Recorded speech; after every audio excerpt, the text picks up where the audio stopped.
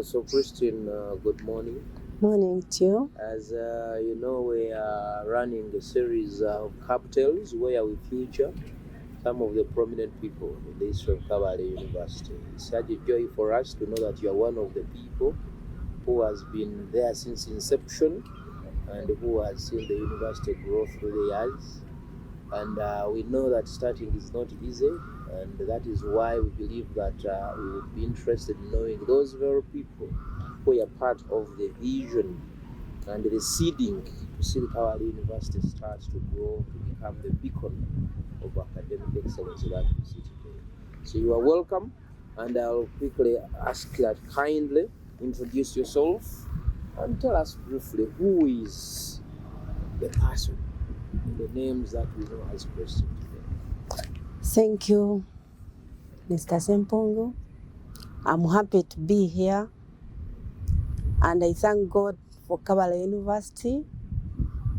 My name is Tugume Christine, working with Academic Registrar's Office in Department of Admissions and Registration.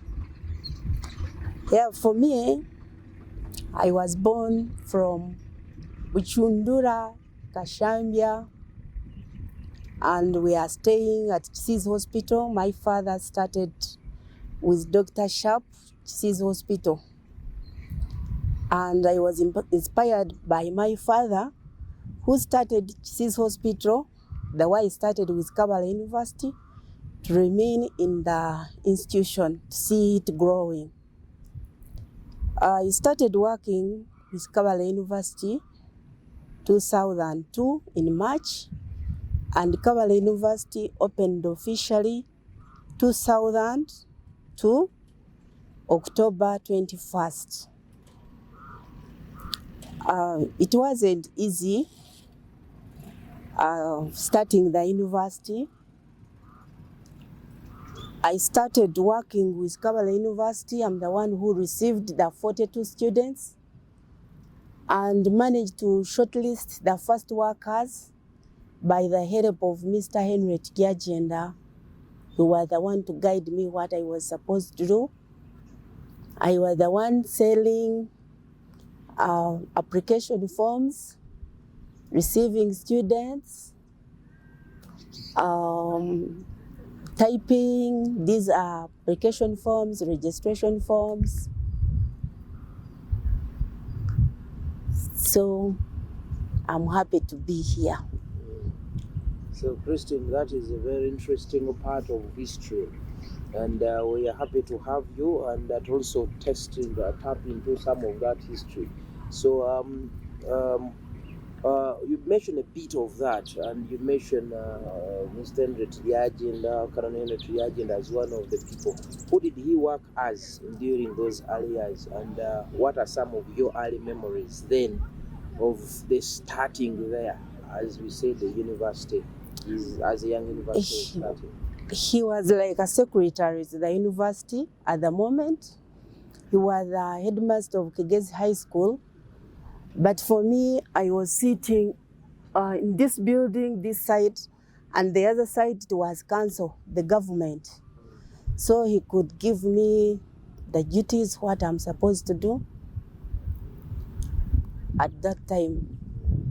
Yes. So, and besides Mr. Henry Tiagenda, who are some of the key people that you remember who were instrumental in those early years to help the university start off? Yeah, as I said, I used to collect money. We had no account number for the university. I could collect money, giving it to Mr. Benjamin Tujaikayo to keep for the university until they opened officially. There was Mr. Professor Mondo Kagonyera, Professor Kanyihamba, Madam Nkundechi, for her, she died. Jole Masheja, Mr. Ibiaba Kama, she also died. So at the start there, what are some of the key challenges that you faced in starting the university? The university had no money. And because it is still on the land of government, there were some people who never wanted the university to start. So like after they started, some people could just say, we don't want the university to continue. Some people ran away. Some of us, we stayed, we persisted. But with the help of people from Kigezi, they continued working very hard to see that the university can continue. And when we could really be interested in finding out what are some of the major motivations behind your staying when everybody was going, because starting is not easy. Starting an academic institution, especially one such as this, which was far out of the traditional known area for universities. So what were some of those motivations that really kept you at KAB even when the university did not have anything significant to hook you up? We had academic registrar, Mr. He was a Reverend Kalibwije James. He was a person who could encourage us to work very hard and to be focused. He could tell us many things, what we are supposed to do, what we are not supposed to do, what you should talk when you are in big people, what you are not supposed to talk. So Reverend Kalibwije encouraged me to remain in this university. So now you hint on Lucy Kalibwije, may his soul rest in peace. Would you remember some of the significant contributions that he made to the university besides the mentorship that you mentioned? He's the one who initiated this Kalibwije scholarship. He was a man of God preaching to us, so we learned many things from him. And now when you look back, in 2015 the university became a public university, meaning it started getting support from government. When you look back at the KAB University you see today, 2024, and you compare with the one we had in those early 2000 years, what are some of the major achievements that you see our university has made over the years? Yeah, my appreciation goes to Professor Joy Kwesga. She's a role model. At that time where everyone was weak, but for her, she worked very hard. We worked with her, see that we got a charter through her efforts. So I remember one day when we came with her we are from Kampala, and when we reached at Kabaraga with a charter, we moved with her on foot until KAB in rainfall. So she's a role model. She's a hero. That's wherever we are, it's because of her efforts. I appreciate her and I thank her so much. She worked very hard that KAB University can continue. We want to hear what were your fond memories, those things you remember which are quite memorable about the early student community of students that came. You know, the original students were 42 in 2002, but over the years the population grew to thousands. But anything unique that you can remember or recall about the earliest communities of students at KAB University? I appreciate also those 42 students. When they came, they were serious. They couldn't mind about the buildings, what was at KAB University. They were staying in that hall, in the finance building, but all of them, they achieved their goals. They went with something. They were so serious. And in the earlier years of the university starting, some of the big communities of students we had were from Rwanda. I want to know, how did you interact with them, because they were largely French speaking, and I don't know whether you speak French. The Rwandese came later, like around 2007, 2008. But from the beginning, we started with people from Kigezi region. So how do you interact with those ones, the Rwandan students, when they came? What was the language and easier? Yeah. Okay. It was good to have them because the community, the people of Rwanda and Kigezi were like one. Those students used to sing and dancing at the graduation grounds. Everything was good. They were like our own people. Have you seen in the earlier years the university impacting the nearby community? What was the nearby community's response to the university in the early years as it was starting? It was good. There was no problem with the community, apart from some individuals who never wanted the university, saying they should close it. Today you could hear in the newspapers, the university has been closed. Tomorrow is open. For us, we continued working.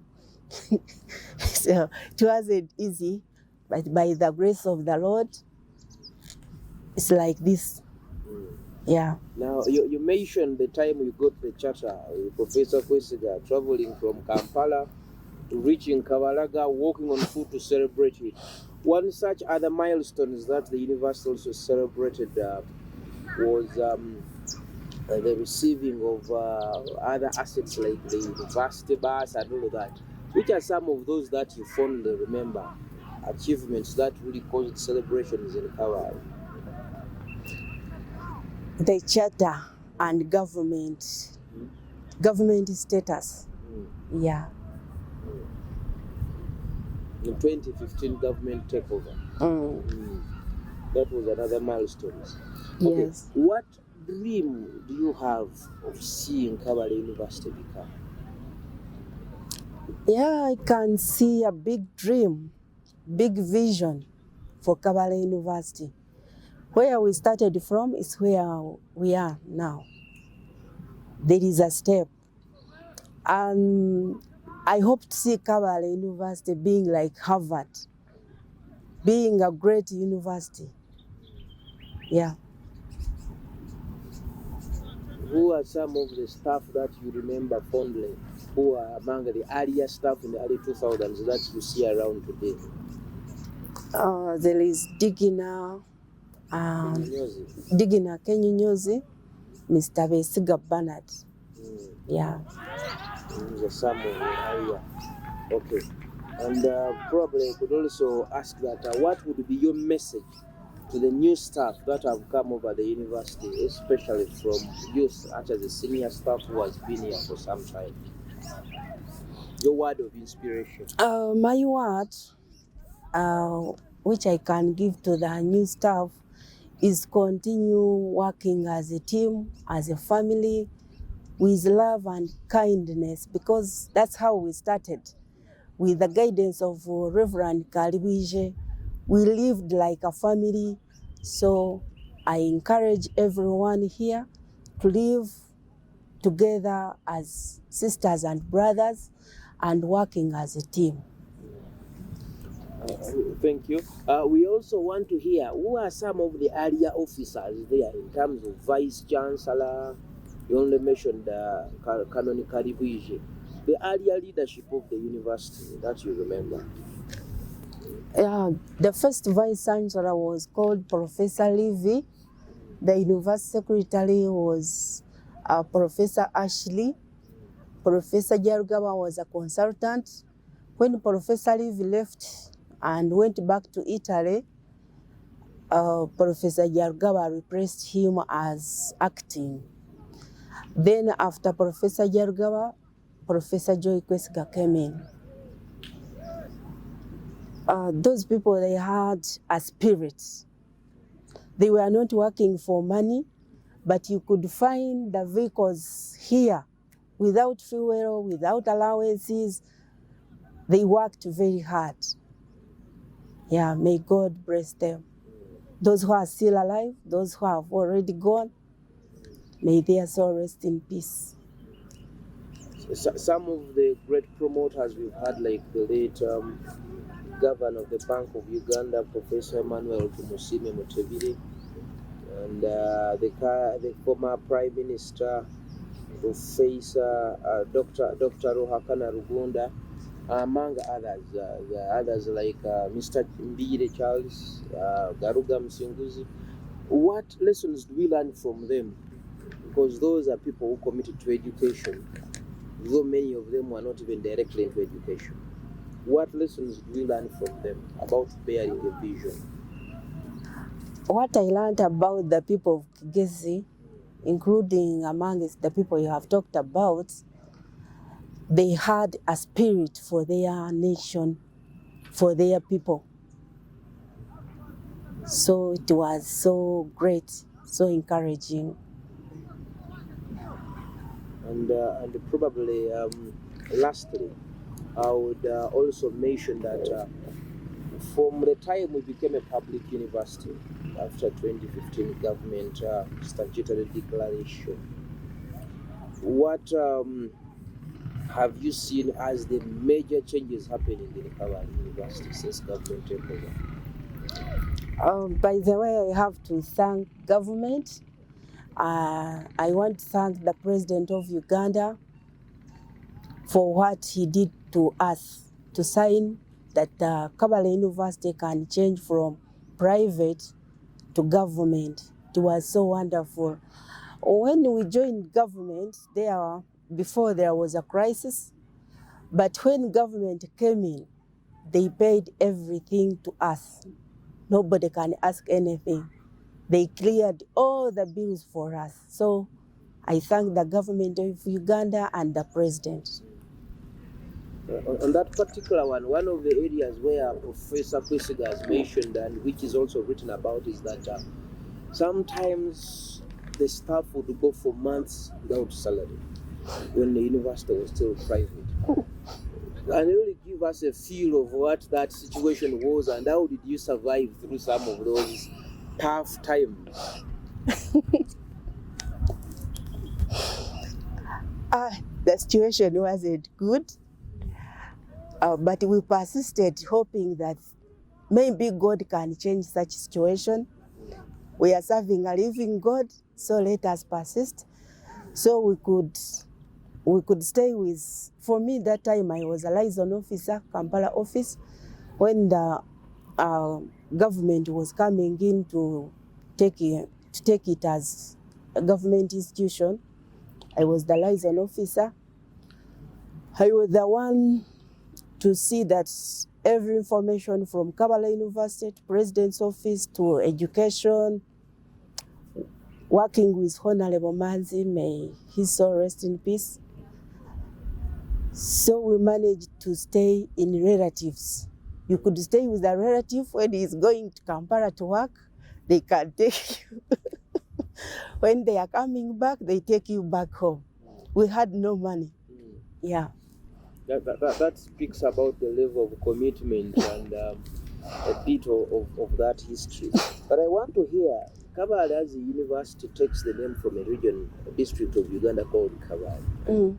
This is common even for other universities, not just KAB, Makerere, Harvard, elsewhere, Soroto Lira. What are some of the changes that you think you've seen in KAB as a region which could have come from the university? Because the university being here has also made a contribution to the growth of the community. So we want to hear some of those you've seen and probably also your word of advice to people of KAB to embrace the university as their asset. Yeah, it was good for these people from Kigezi region to start this university.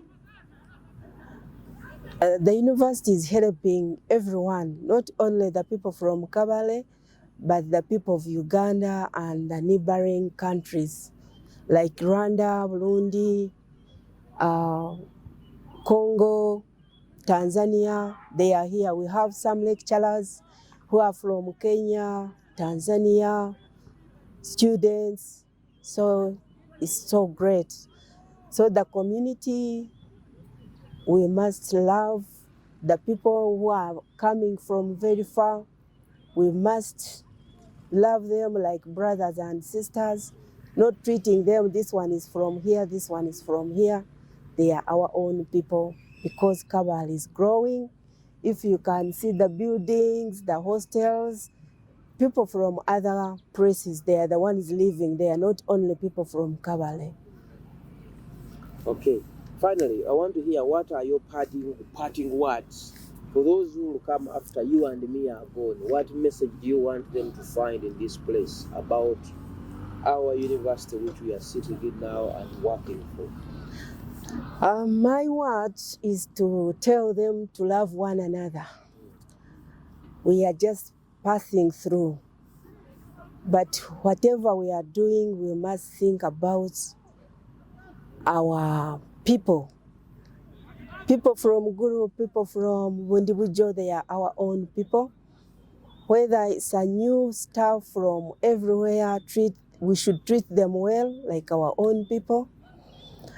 And now I can see the university is growing. I encourage parents, I encourage students to bring their children here.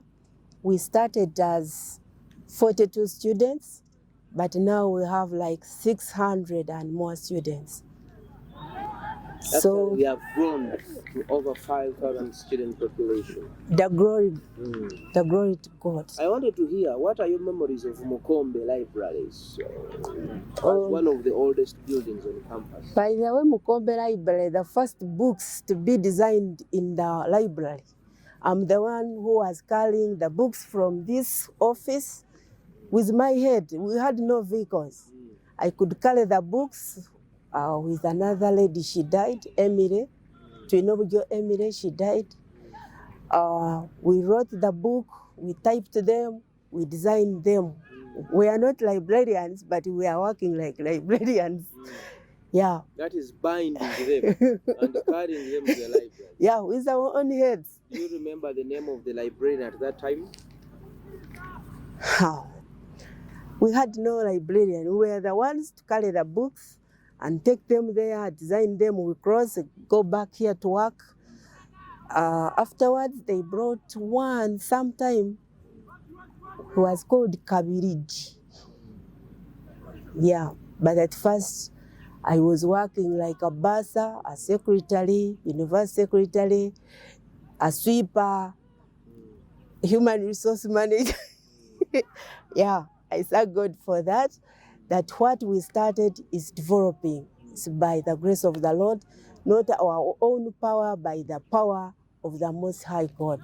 Thank you. On that one, do you remember how many buildings you had around here when the university started? The university, there were only this and this one. These are two.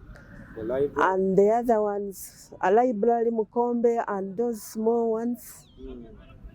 And these ones going up where there is tourism and yeah. Do you have memories of who are some of those very first lecturers to teach in 2000? Do you have any memories? Any name of those earlier lecturers? One was called Nyonyos Johnson, he died in COVID.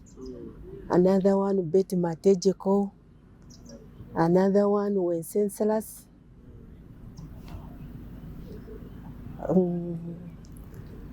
Yeah, we had Kalunji Monica. But afterwards, he went to Mbarara. They were like 6 or 7. Yeah. 7. And those are more like volunteers because the payments then were not very guaranteed. If we could get money, it was good. If we don't get, we continued working. It was part of community service. Yes. Okay. Thank you so much. You're welcome. It has been a pleasure having you.